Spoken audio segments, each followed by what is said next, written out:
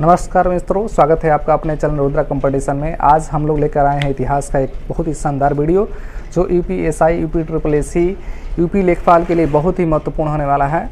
और आज इस वीडियो में वीडियो लेक्चर के माध्यम से हम लोग पढ़ेंगे आज एंशिएंट हिस्ट्री का एक बहुत ही महत्वपूर्ण चैप्टर सिंधु घाटी सभ्यता। तो चलिए मित्रों, हम लोग आज इस वीडियो को शुरू करते हैं। देखिए, सिंधु घाटी सभ्यता है क्या। जैसा कि आप लोग को मालूम है कि यह भारत की सबसे प्राचीन सभ्यता है। आइए पढ़ना क्या क्या है इस वीडियो में हम लोग को। तो आज हम लोग पढ़ेंगे कि सिंधु घाटी सभ्यता का नामकरण, यानी सिंधु घाटी सभ्यता का नामकरण सिंधु घाटी सभ्यता ही क्यों रखा गया, क्यों इसको हड़प्पा सभ्यता कहा जाता है। उसके बाद हम लोग आज पढ़ेंगे कि सिंधु घाटी का जो सभ्यता का जो क्षेत्रफल था, वो क्षेत्रफल कैसा था। सिंधु घाटी सभ्यता जो है उसका जो एरिया है, एरिया की आकृति, यानी उस किस प्रारूप में, किस भौगोलिक आकृति में सिंधु घाटी सभ्यता फैली हुई थी। इस वीडियो में हम लोग कंप्लीट जानकारी पढ़ेंगे। आइए हम लोग शुरू करते हैं सिंधु घाटी सभ्यता। चलिए देखिए, जैसा कि मित्रों आपको बता दें हम आपको बता दें कि सिंधु घाटी सभ्यता जो थी भारत की एक सबसे प्राचीन सभ्यता है। और आपको बता दें कि सिंधु घाटी सभ्यता जो है एक विकसित सभ्यता थी। सिंधु घाटी सभ्यता विकसित सभ्यता थी। इस सभ्यता का नाम सिंधु घाटी इसलिए रखा गया था क्योंकि ये पूरी की पूरी सभ्यता, जिसके अधिकांश जो स्थल है वह सिंधु नदी के किनारे पाए गए। यही कारण है कि सिंधु घाटी सभ्यता का नाम सिंधु घाटी सभ्यता रखा गया। आप लोगों ने सुना होगा कि इस सभ्यता का नाम जो है हड़प्पा सभ्यता भी रखा जाता है। तो इस सभ्यता का नाम हड़प्पा सभ्यता क्यों रखा गया? तो हड़प्पा सभ्यता इसलिए रखा गया क्योंकि आप लोग को मालूम होगा, यदि इतिहास का कुछ भी ज्ञान रखते हैं आप, तो आपको जरूर मालूम होगा कि सर्वप्रथम सिंधु घाटी सभ्यता की जो खुदाई हुई थी वह सन 1921 ईस्वी में हुई थी। किसके नेतृत्व में हुई थी? तो राय बहादुर दयाराम साहनी के नेतृत्व में हुई थी। तो सर्वप्रथम हड़प्पा स्थान की खुदाई हुई थी 1921 में, इसीलिए इस सभ्यता का नाम रखा गया था हड़प्पा सभ्यता। तो अभी हम समझे क्या कि सिंधु घाटी सभ्यता क्या है, क्यों रखा गया। तो सिंधु नदी के किनारे इसके अधिकांशतः स्थल पाए गए थे, इसलिए इस सभ्यता का नामकरण गया था सिंधु घाटी सभ्यता। और हड़प्पा सभ्यता इसलिए इसका नाम रखा गया था क्योंकि सर्वप्रथम राय बहादुर दयाराम साहनी ने 1921 ईस्वी में इसकी खुदाई कराई थी, इसलिए इसका नाम हड़प्पा सभ्यता रखा गया। आज हम लोग व्याख्या करेंगे बहुत ही बेहतरीन तरीके से। यदि वीडियो आपको पसंद आएगा तो लाइक जरूर कीजिएगा। आइए चलते हैं, देखते हैं अगला जो हमारा टॉपिक है। तो नामकरण हम समझ गए कि नामकरण क्यों किया गया था सिंधु घाटी सभ्यता और हड़प्पा सभ्यता। आइए आपको बताते हैं कि जो हड़प्पा सभ्यता का कार्यकाल है, जो उसका काल निर्धारण है, वो कितना से कितना तक माना जाता है। देखिए, हड़प्पा सभ्यता का जो काल है, जो समय है, आज से लगभग 2750 बीसी से और 1750 बीसी तक माना जाता है। ध्यान दीजिएगा, हड़प्पा सभ्यता का जो समय है वो 2750 बीसी से 1750 बीसी तक माना जाता है।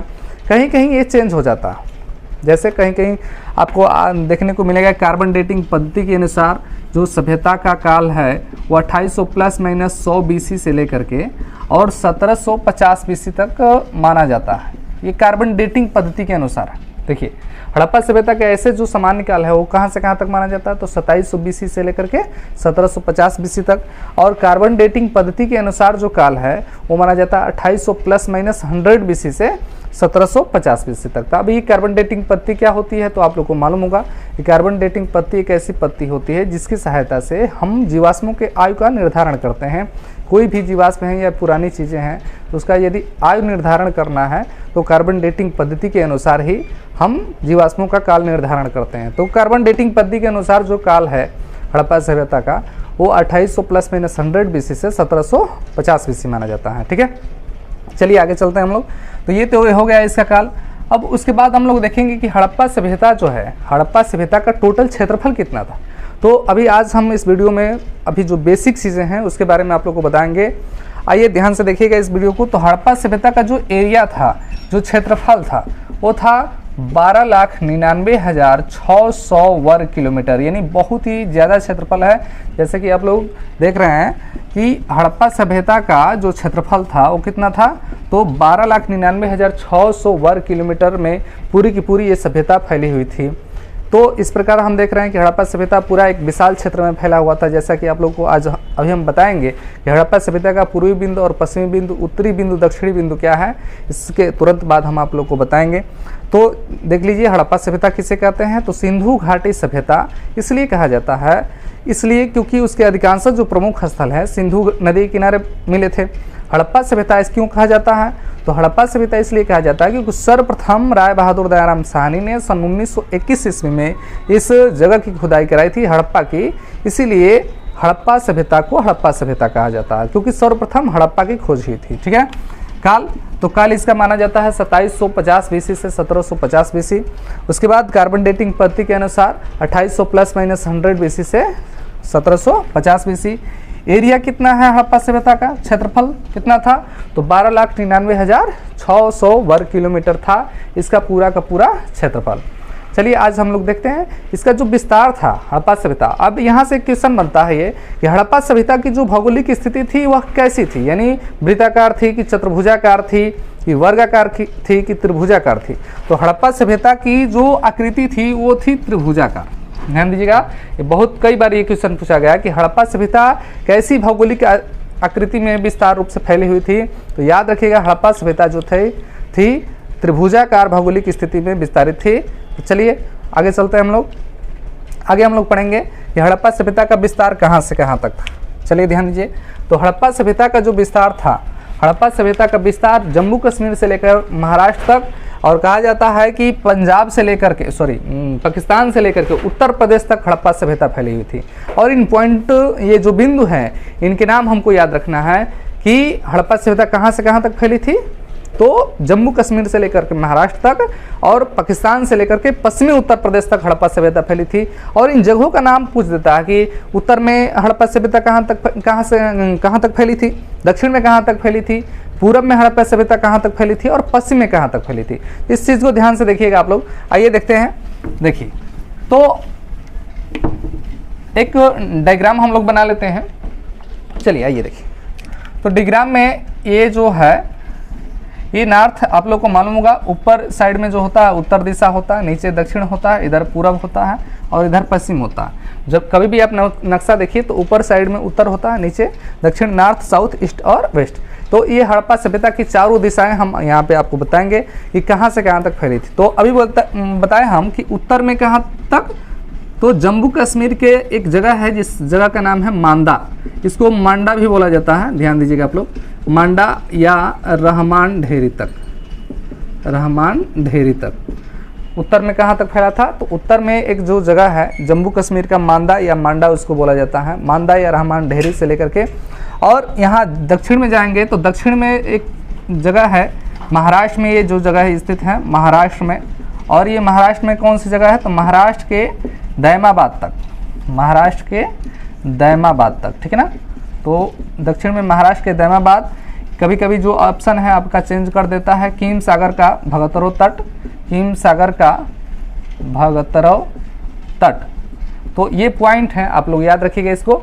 उत्तर में जम्मू कश्मीर का मांडा या मांडा या रहमान ढेरी से लेकर के, और दक्षिण में महाराष्ट्र के दैमाबाद, महाराष्ट्र के दैमाबाद स्थित कीम सागर स्थित भगतरो तट तक। पूरब में जो पश्चिम, ये आपका उत्तर प्रदेश है, पश्चिमी उत्तर प्रदेश। तो पश्चिमी उत्तर प्रदेश का एक जगह है सहारनपुर, जैसा कि आप लोग नाम जानते होंगे। तो पश्चिमी उत्तर प्रदेश के जो सहारनपुर हुलास है उसमें हिंडन नदी किनारे से लेकर के, याद रखिएगा, पूरब में आपका पश्चिमी उत्तर प्रदेश के मेरठ जिले के, यानी मेरठ जिले या सहारनपुर हुलास के आसपास का ये जो क्षेत्र था, इसका पूर्वी छोर माना जाता है हड़प्पा सभ्यता का, ठीक है ना। सहारनपुर, हुलास, आलमगीरपुर, हिंडन नदी, ये कई पॉइंट दे सकते हैं आपके। कौन कौन सा पॉइंट दे सकता है, तो मेरठ भी दे सकता है आपको, सहारनपुर भी दे सकता है, सहारनपुर दे सकता है, आलमगीरपुर दे सकता है, ये सब पॉइंट दे सकते हैं। हिंडन नदी दे सकता है, ठीक है ना, हिंडन नदी, ठीक है ना। तो ये सब जो पॉइंट हैं ये पूर्वी बिंदु थे, पूर्वी छोर था हड़प्पा सभ्यता का, ठीक है।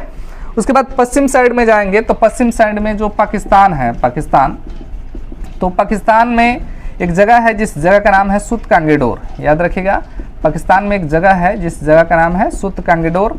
सुत कांगेडोर में एक दास्क नदी है, तो दास्क नदी के मुहाने तक ये पूरी की पूरी सभ्यता फैली हुई थी, याद रखिएगा।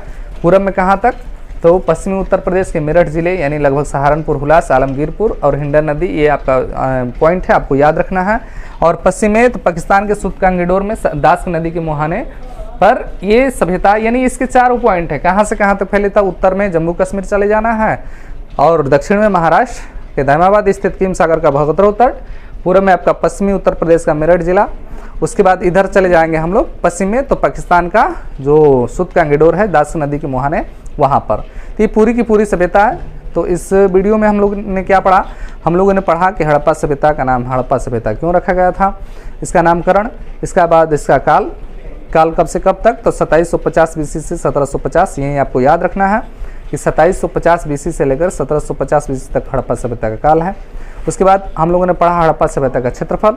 तो हड़प्पा सभ्यता का क्षेत्रफल कितना है? तो हड़प्पा सभ्यता का क्षेत्रफल है 12,99,600 वर्ग किलोमीटर।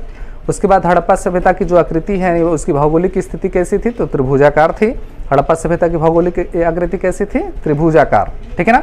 उसके बाद हड़प्पा सभ्यता के जो पूर्वी बिंदु है, पश्चिमी बिंदु है, उत्तरी और दक्षिणी बिंदु है, इन बिंदुओं के बारे में हम लोगों ने पढ़ा कि उत्तर में जम्मू कश्मीर, दक्षिण में महाराष्ट्र का दायमाबाद, पूरब में पश्चिमी उत्तर प्रदेश का मेरठ जिला, सहारनपुर, हुलास, आलमगीरपुर, हिंडन नदी, और पश्चिम में पाकिस्तान का सुतकांगीडोर जगह जो दास्क नदी के मुहाने पर स्थित है, ठीक है। तो इस वीडियो में इतना ही, मिलते हैं अगले वीडियो में, तब तक जय हिंद।